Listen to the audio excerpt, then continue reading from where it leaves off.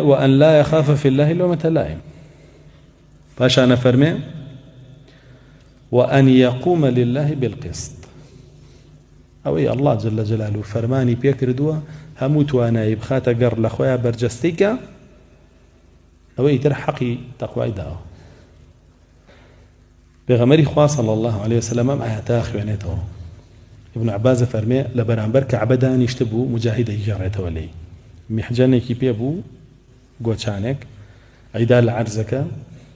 مجلس شواد دوري بوين سيري كعبايا كرد. فرمي رسول الله صلى الله عليه وسلم أم آياتي خوان دو أي من داران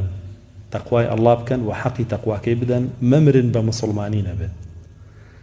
فرمي أنجا فرمي رسول الله صلى الله عليه وسلم يقطر لزقوم. زقوم زانت فيها شجرة تخرج في أصل الجحيم طلعها كأنه رؤوس الشياطين كأنها رؤوس الشياطين. يقطر لبرهمي أو زقوم فرمي بهني بيكيت الدنيا ونقبي بيكي هر لهر شوينيكي أمسر زويا بيرجي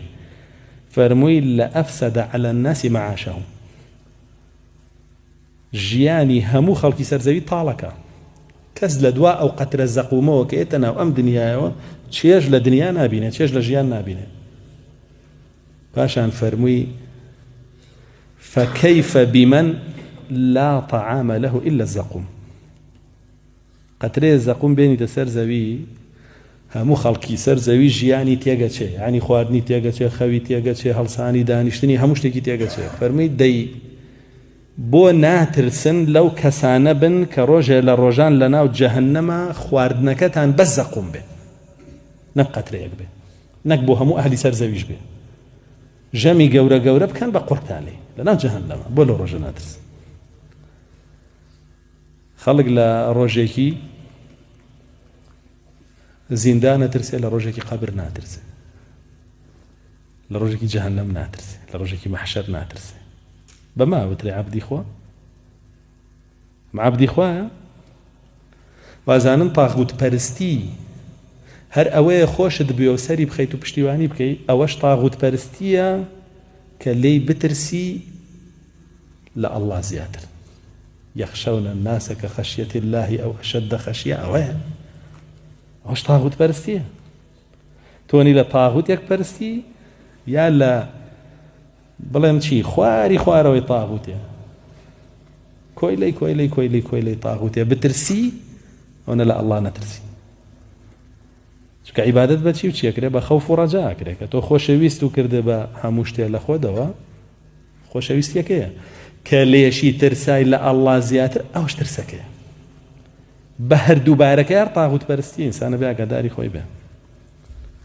نام به ترسی که ابي بو خوا به بیا بعبد بهيت شوية شكاتي وترسي بو خوايا وتبعبد كاتيك كوازيني لجيب جيكردني فرمانكاني خواه لبرعبد لا ترسي عبد ببي اوي ترسك حقيقيش به لسرد به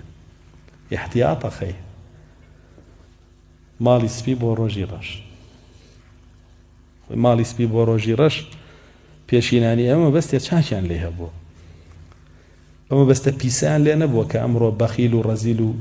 دنيا ويستكان جيب جيكن بس يعني هو بولي او مالي امره هتبي بخشل روجي رش على قيامتها بكل كده برامي ما اوش ما انتقى بعكس تطبيق يكين علي ناي بخشين هل يقرين روجي رش اخوي اصلي فندك بو هاتوا جابيا اقدار با لبر قطري زقومي دنيا خوش عايستي او نكيك لجهنم همو خواردنه هر زقوم به